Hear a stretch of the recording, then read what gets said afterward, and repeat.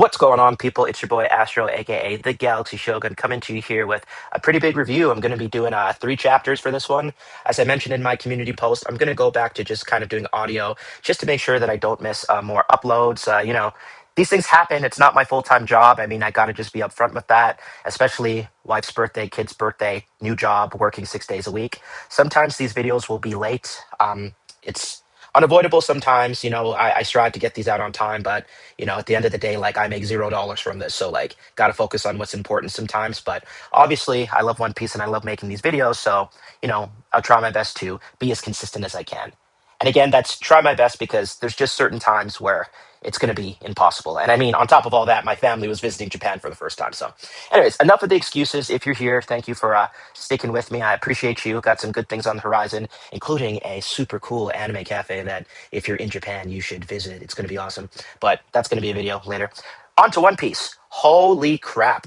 I think that almost doing this as like chapter 93, 94, and 95, and by that I mean 11, 93, 94, and 95, as like a collective video like this almost feels like a better way to do it, just because you kind of get the full picture seemingly by the end of the recent chapter, which is 1195.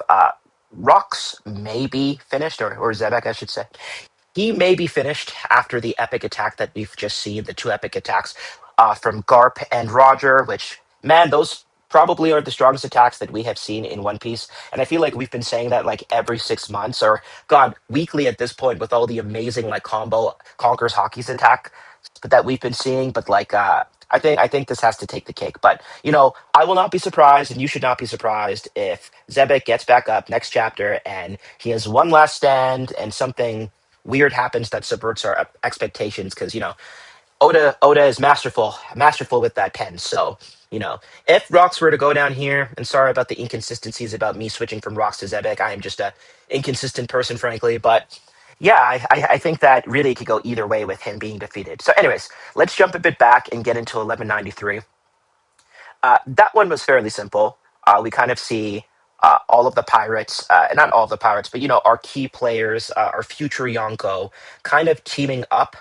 We see Shanks kind of being separated from Dragon, so we kind of understand now how he ended up in the treasure chest as Captain John, who is confirmed to have the Jiki Jiki no Mi, which was obviously Captain Kid's fruit. So he was the original user, not the original user, but the user before Kid, unless there was another user somewhere in between there. We'll never know. But he had those powers of magnetism, which is really cool.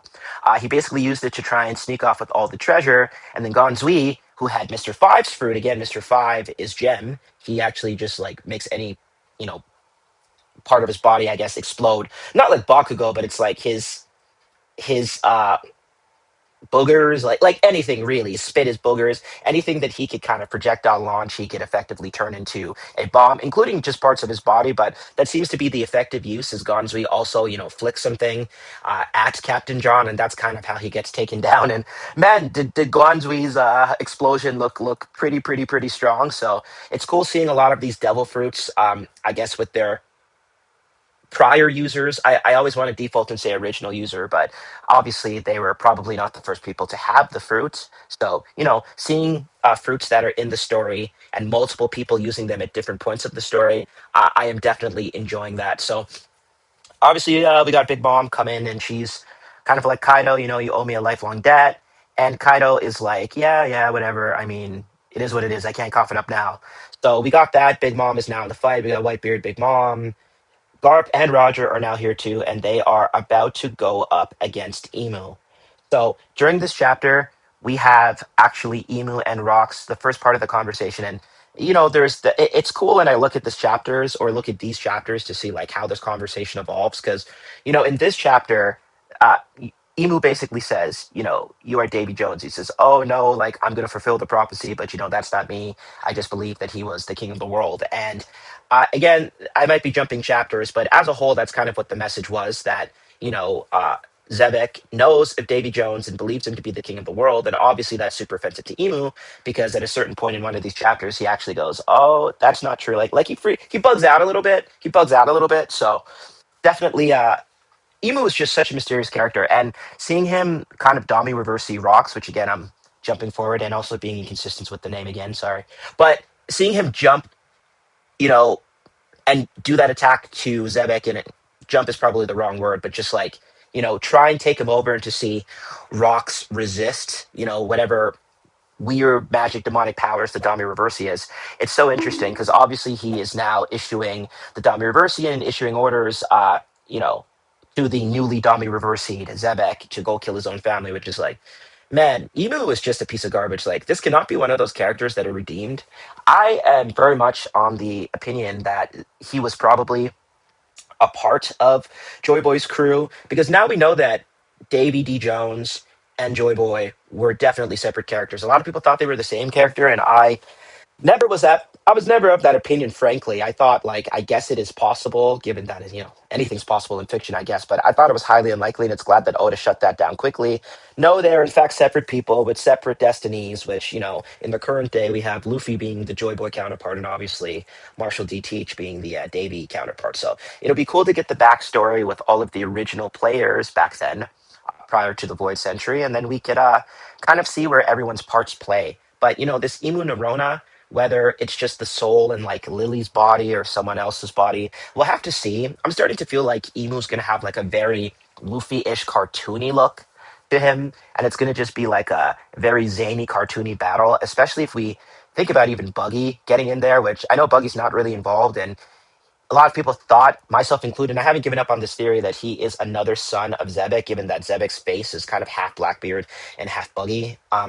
I think that he's going to definitely still be really relevant. I mean, we got Shanks obviously being of Celestial Dragon Holy Knight lineage, which is not Tenryubito, and then the other three, or I guess the other two, would be obviously D's, the descendants of the Davy clan and Joy Boy, respectively, or they could still be connected, but they are different people, distinct people.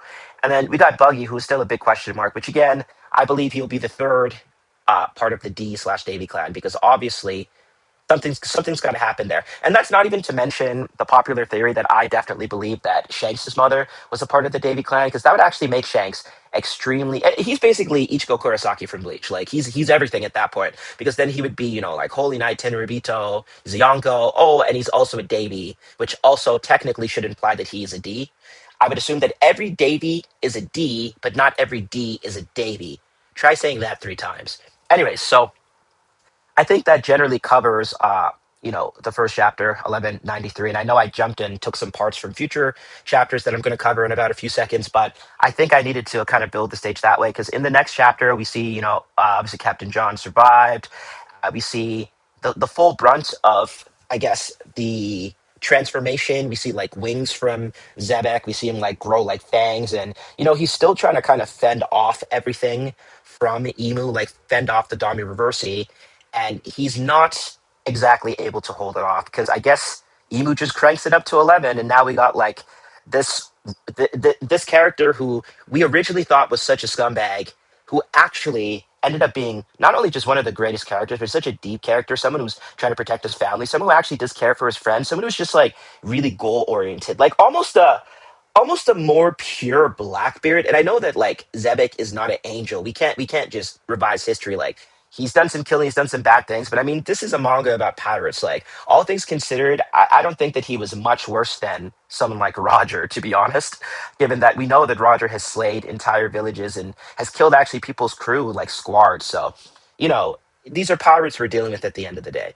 So regardless, we have Zebek kind of begging internally by the end of the chapter, like sending a message. Who knows if this is like Voice of All Things related or if they're just communicating because they're all D's.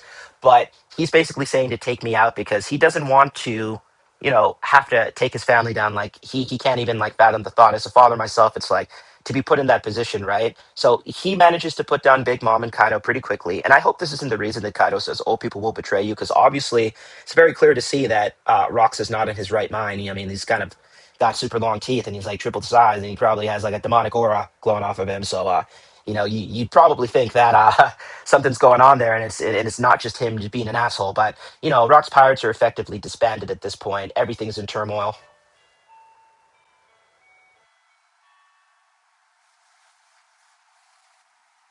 Sorry, that was my dinner. I don't know if you heard that faint doorbell sound. Anyways, So yeah, I think that seeing all of this animated is going to be really really cool.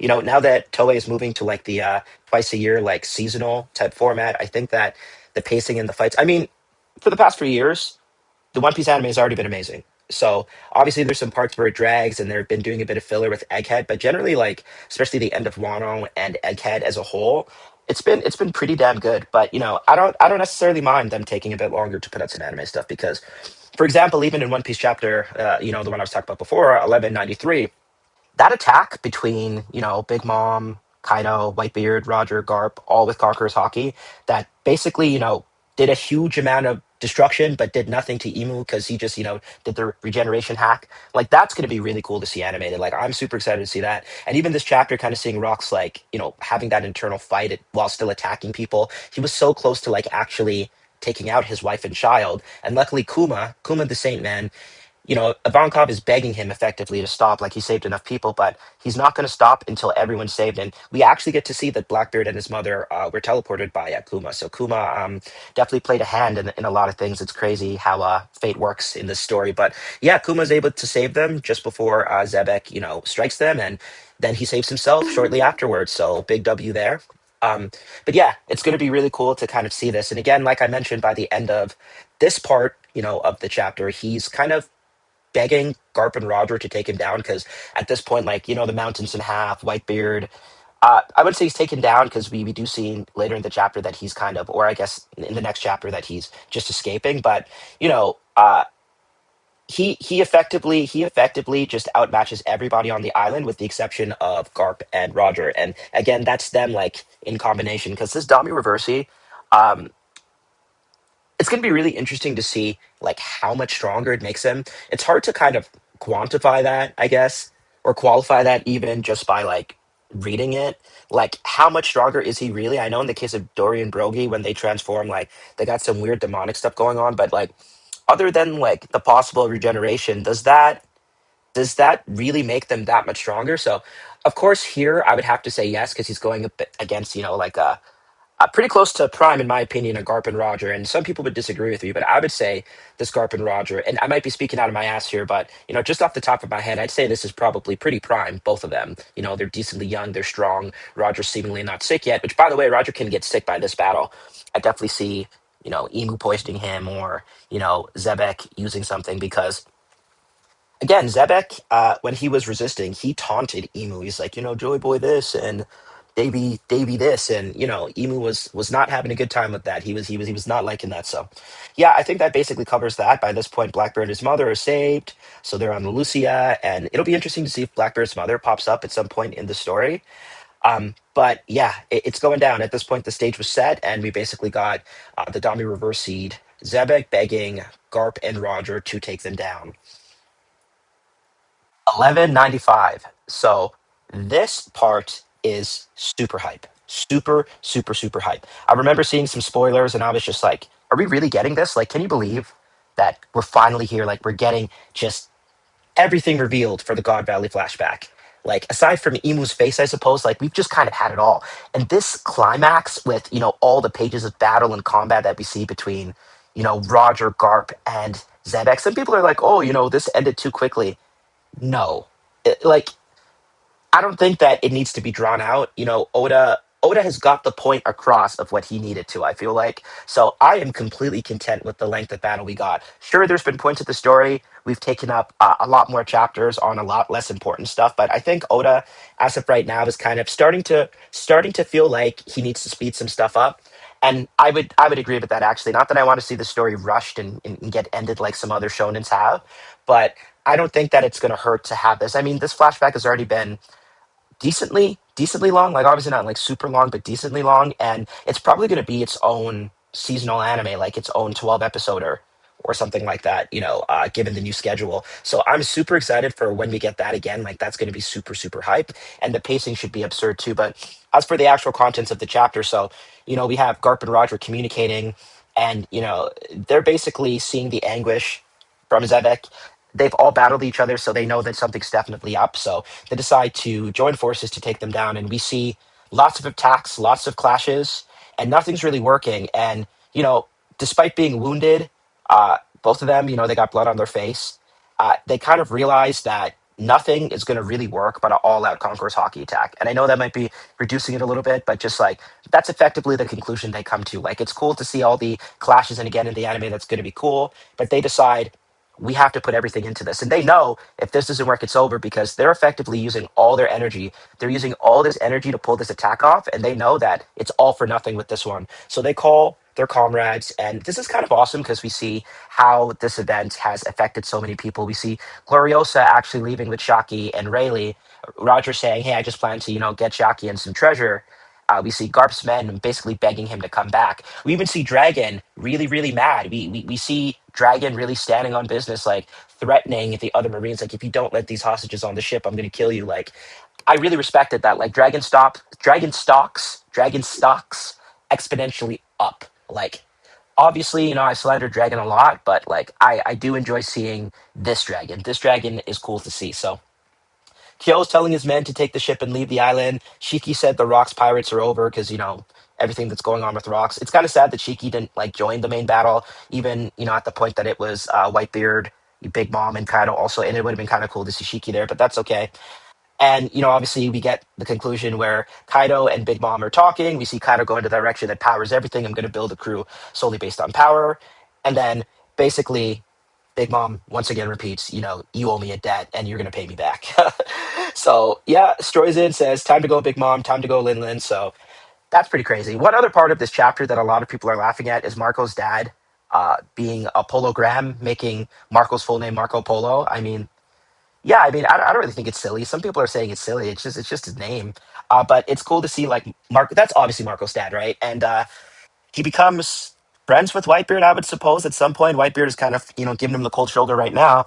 But this is how Whitebeard escapes the island because Polo Graham, actually offers him a way out. So really the majority of the chapter is seeing how everyone's getting off the island and kind of the final clashes. It was super, super, super, super crazy to see, Roger and Garp basically go all out with Conqueror's Hockey, knowing that they needed to put everything in there. Specifically with both of their attacks. For one, Garp's attack was really, really, really cool. It almost looked like an elephant gun. I know that spoilers said that, and I was like, what? Like, is it going to be like huge hockey fists? Like, think like Might Guy from Naruto? And it kind of is like that. I mean, the fists aren't particularly huge, but it's definitely kind of like a Gatling with hockey and, advanced Conqueror's hockey. So that's pretty cool. So Garp's ultimate attack is called Infinitum Explosion. So that was super epic. Again, kind of like a miniature elephant gun with like Conqueror's hockey on it. Like in a sense, almost like a Red Rock Gatling with like less fire. I mean, there's no color, so we don't know if there's like hockey's gonna have like a distinct flame look. Seems to be some aura on it, so we'll see how Toei decides to go with that one. But then we got Rogers, which is really interesting. He kind of charges all his hockey up on his sword and does like a crazy slash. And this one is Ino Kagusuchi no Esu.